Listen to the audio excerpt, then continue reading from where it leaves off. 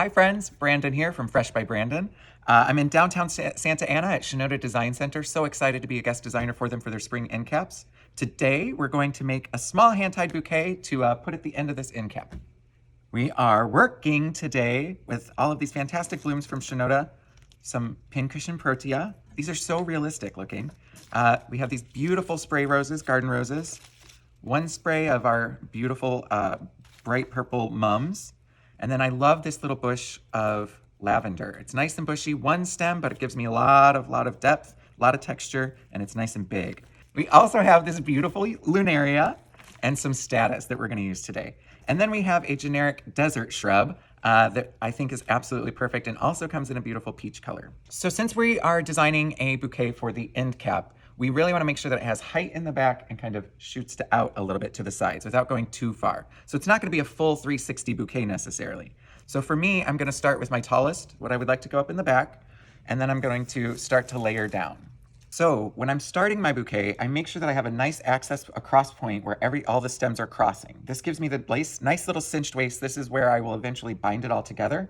But as long as it feels comfortable as I'm making it, I know the stems aren't going to shift too much.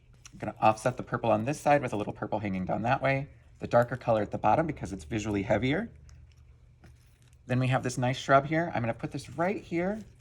And look at that. Already we have so much movement and the basic shape of our design is ready. Okay, now I'm going to bring in some of our beautiful peach colors on this side. This is really the same, kind of pulls the tone from the paper and from the flowers that we're using inside the display. And then our focal flower right here down center. And I'm going to fill this little gap right here with one more. And there we have our bouquet. I'm using just a simple piece of floral wire that we taped. Nice and tight. Give it a spin. And now, because we're using faux, we can manipulate our stems. Everything is wired, so we can direct them how we would like them. And we're gonna finish this. Usually I would cut the stems, make them nice and level if I were giving this to a bride. Because this is going on our end cap, we're gonna keep them nice and long. That way you can buy them, take them home and do whatever you'd like with them. The only thing we're gonna do to finish it off now is use the same ribbon. This ribbon we chose because it matches the bride's gown in the photos from the wedding. And we're just gonna tie a simple bow.